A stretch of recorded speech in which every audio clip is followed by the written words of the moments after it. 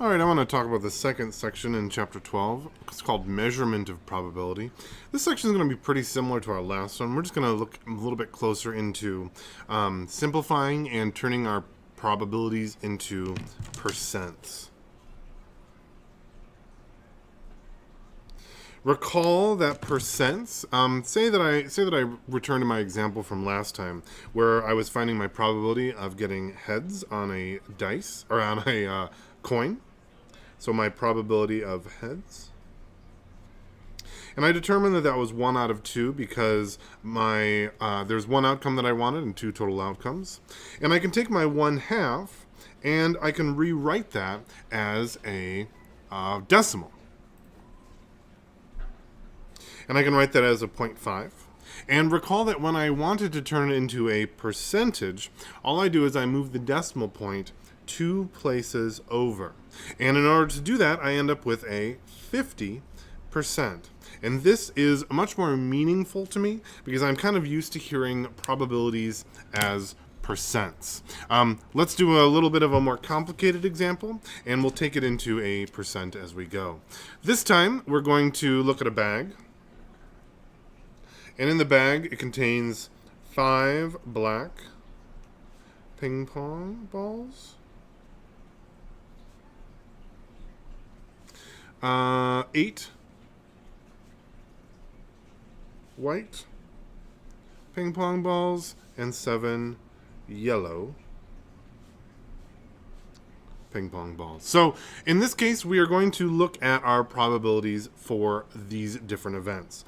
So my probability of a black, probability of white, and my probability of yellow. Oops.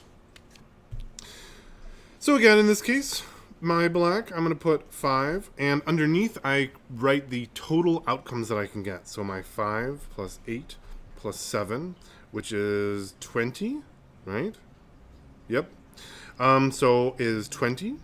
White is 8 out of 20, and yellow is 7 out of 20.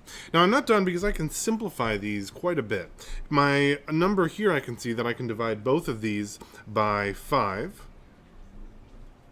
So this one I'm going to get 1/4 in this case, and this one is 8/20. So I can see that I could divide it by 2 because they're both even, but a better one to divide by would probably be 4 because this I can see is 2 and this is 5ths, or 5 out of this case.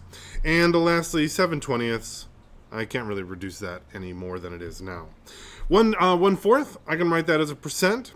I can write that as 0.25. I just know that in the top of my head because I know what 1/4 is. And I can turn that into a percent by writing it as 25%. 2/5, I can actually do the same thing because I could multiply by 2 and I can get 4/10. So I know 4/10 looks literally like 4/10. And I can rewrite this, if I move the decimal point 2 places over, as 40%. Lastly, I have 7/20, which what I could do is I could divide 7 into 20 like this. But I like math tricks, so instead I'm just going to make my denominator 100, and that'll tell me exactly the percent that I'm looking for. So if I multiply both sides by 5, I get 100 on the bottom and 35 on the top. And that tells me that this is going to be 0.35, and if I write that as a percent, I can write it as 35%. Now, one very important thing that I'd want to check and make sure is going to work is if I have all of my probabilities total possible, I can only draw a black one, a white one, or a yellow one from the bag. So these better equal 100%. Because if they equal more than 100%, it doesn't make any sense, and less does not make any sense. So I can check quick. 3, 7, and 100. They do, in fact, equal 100%, and that's a good sign.